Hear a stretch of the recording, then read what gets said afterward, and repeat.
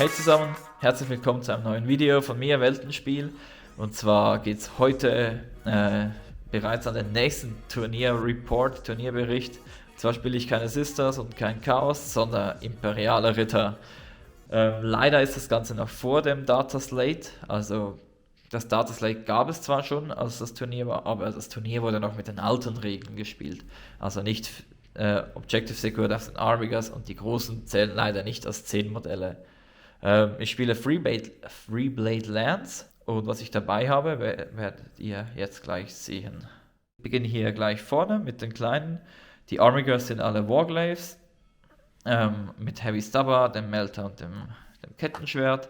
Und ihre Trades sind vor allem einfach dafür da, dass die Großen dann die guten Trades haben. Also sind die eigentlich ziemlich unwichtig, die sind einfach nur da, damit die Trades noch aufgeteilt werden. Ja, dann haben wir die Großen, einen Knight Magera mit der Klaue und der Lightning Cannon.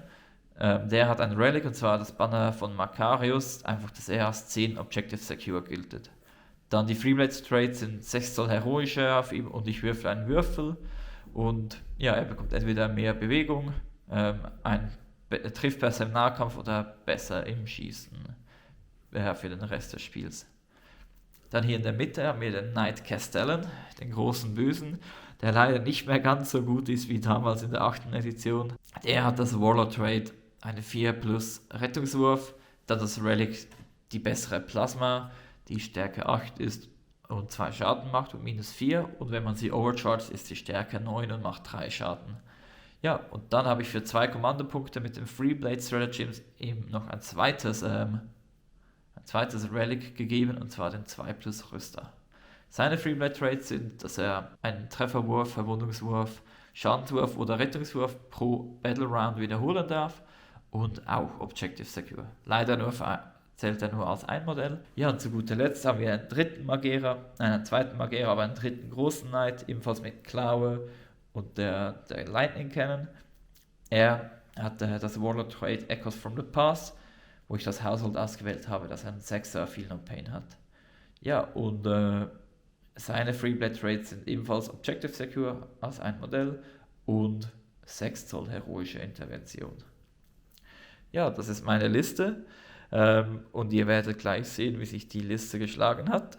Und vielleicht erfahrt ihr auch, wieso es Sinn macht, eine Liste zu wählen für ein Turnier, die man auch gerne spielt. Gehen wir direkt nach Iverdon.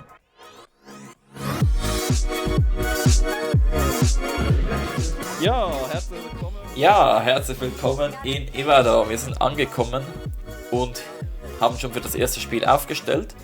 Und zwar meine Imperialen Ritter gegen, wo sind sie? Hier versteckt, gegen die Eldar. Ja, ich habe schon ewig nichts mehr gegen die Eldar gespielt, aber ich weiß, dass sie so Doom haben und sie haben so Jinx, was gegen meine Ritter sehr gut ist.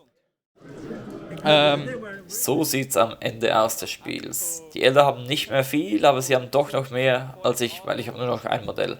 Und zwar den Castellan, zwar noch Full Life, aber ja, schlussendlich habe ich um 14 Punkte verloren, weil die letzten 2 Runden, wo ich nur noch den Castellan hatte, konnte er einfach keine Punkte mehr scoren. Er konnte weder Grind Him Down noch Stranglehold scoren. Ja. Und die Eldar konnten da hinter diesen Ruinen ziemlich gut halten. Ja, dann kommen wir eigentlich zu Spiel 2 und schauen mal, was uns da so erwartet.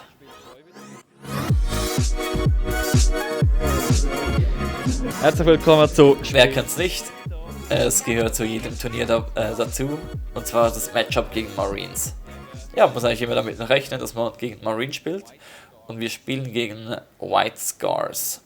Ja, diesmal über die lange Kante und schauen wir mal, wie es herauskommt.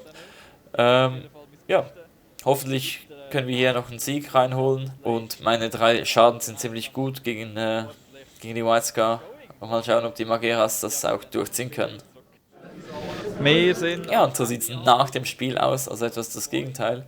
Ihr seht, ich habe noch alle 3 großen Ritter, und das sind die letzten White Scars da. Wir haben ziemlich hoch gewonnen. Ja, meine Knights konnten einfach diese Flanke hier gut halten. So, wir sind... Und so haben wir das letzte Spiel, und zwar gegen eine Armee, die erst in den letzten paar Wochen so erst aufgekommen ist mit dem dem Octarius-Buch, und zwar Tyranniden mit den Genestealer, den Hiveguard, nur ein Trupp, also für 2 große Genestealer, die noch irgendwo versteckt sind. So sieht es auch am Ende des Spiels aus. Ich habe wieder nur den Castellan, der hier alleine herumsteht und nicht mehr so viel macht. Die neuen Genestealer sind sehr gut gegen die Knights. Sie konnten eigentlich mit dem Doppelfight ziemlich sicher einen Knight pro Runde töten, trotz Abwehrfeuer und so. Ja, der Castellan selber hat mich weniger überzeugt, weil er einfach, wenn er alleine ist, macht er nicht mehr viel und auch seine Waffen sind nicht ganz so zuverlässig ohne die richtigen Strats. Ja, aber trotzdem spannend gegen die neuen Tyranniden zu spielen und mal zu erfahren, was die so können.